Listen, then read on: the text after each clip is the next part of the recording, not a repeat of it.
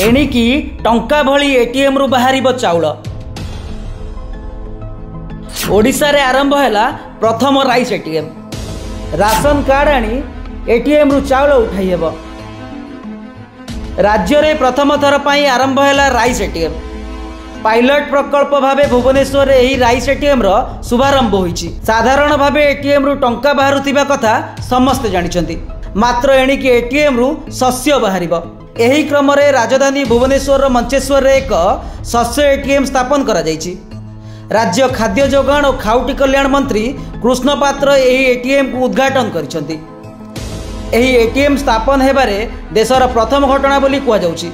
एही शस्य एटीएम चोरी दलाली आदि बेआईन कार्य रे रोक लगाइबो बोली कुआ जाउची। एणिकी हिताधिकारी माने डीलरंक पाखरे आउ आंठेइबे नाही।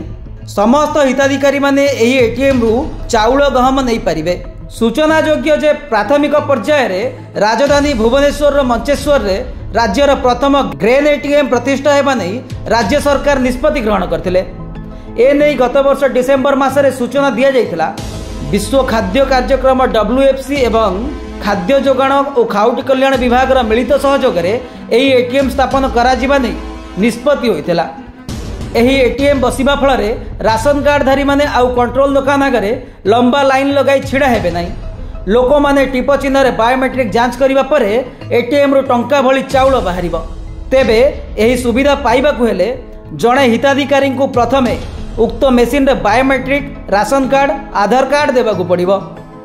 तेबे एही मेसिन को इंग्राजी बदल रे संपूर्ण ओडिया भाषा रे करा जाइतिबा एक सूत्र रु जणा पड़िछि। एही एटीएम रे 24 घंटा चाउल और गहम उपलब्ध हेबो। देश रे प्रथमे एही सेवा हरियाणा रे आरंभ होइतिबा बेले मात्र हाथ गणति किछि राज्य रे आरंभ होइछि। ब्यूरो रिपोर्ट सर्वसाधारण न्यूज।